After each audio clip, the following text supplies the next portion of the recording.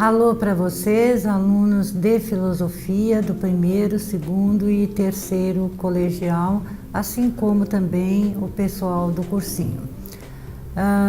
Estamos iniciando o estudo de filosofia e então eu dou como introdução alguns problemas levantados historicamente a respeito da filosofia.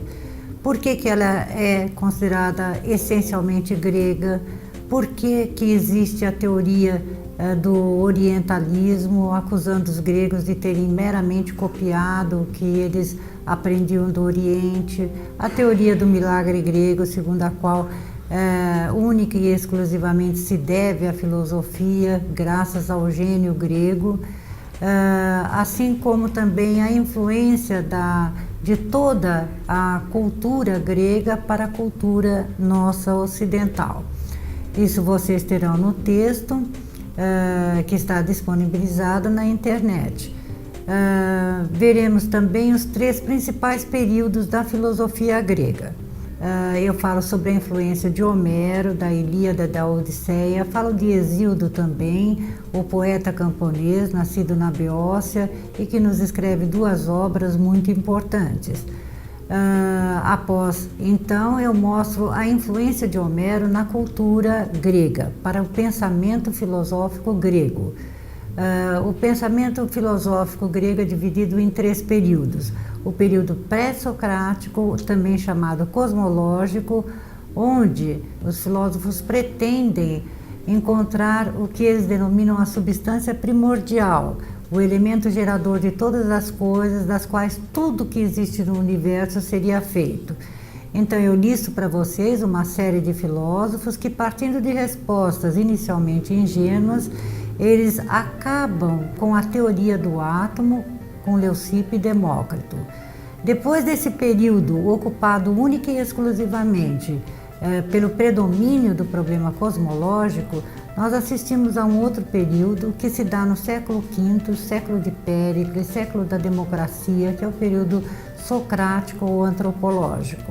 Então, novas questões virão à baila e serão discutidas pelos filósofos.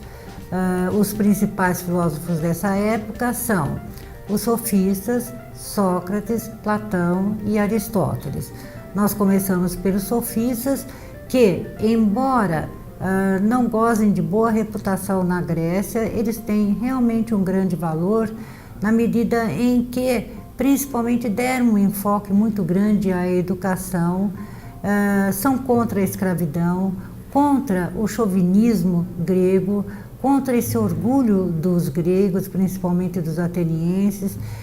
Nesse sentido, eles mereceram, por parte do filósofo Hegel, a denominação de iluministas. Eles correspondiam ao que se chamou, no século XVIII, durante a Revolução Francesa, filosofia das luzes, uma corrente na qual o predomínio se dá com Protágoras de Abdera, e Protágoras tem a famosa frase que cria o relativismo: o homem é a medida de todas as coisas. Em seguida, aos sofistas, nós vamos para Sócrates. Sócrates viveu no mesmo período que os sofistas. Sócrates, porém, não acredita que haja verdades, mas ele morre por acreditar numa verdade. Sócrates tem um método segundo o qual ele faz os homens darem à luz ideias essas que naturalmente eles já tinham antes de nascer. Isso será explicado posteriormente por Platão.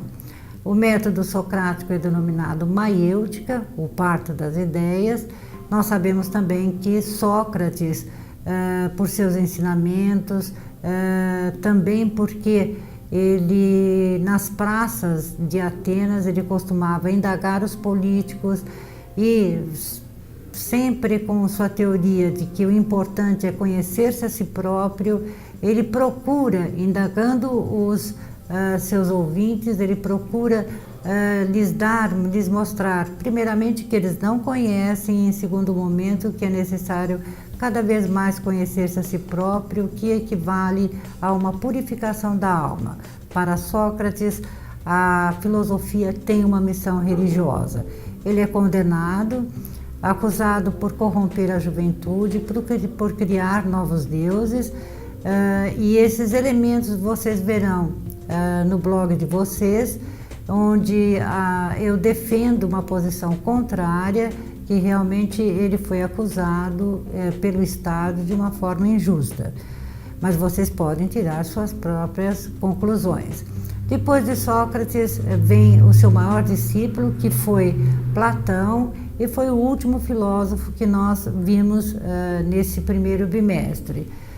Com Platão nós temos o surgimento de uma filosofia muito aprofundada.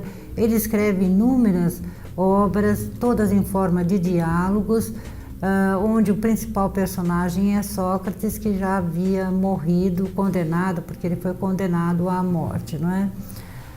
Decepcionado com a democracia ateniense, criticando-a veementemente, principalmente pelo sistema de sorteio, e porque não oferecia a liberdade que fazia com que o governo realmente pudesse crescer, o povo pudesse crescer. E ele então, fazendo essas críticas, ele cria uma forma de sistema na República, que é o livro mais famoso dele, onde ele descreverá como deve ser a cidade ideal, as classes que pertencem à cidade ideal, a educação como deve ser dada pelo Estado e assim por diante.